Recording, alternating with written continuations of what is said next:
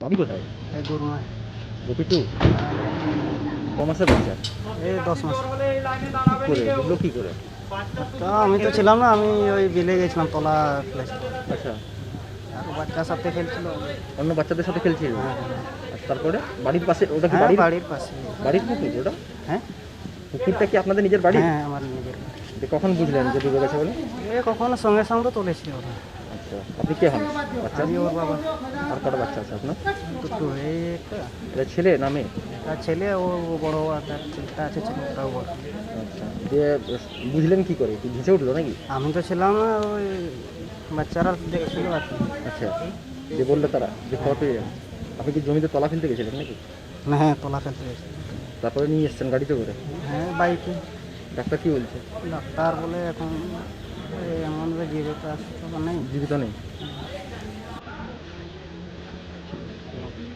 আপনার নাম? মঙ্গল।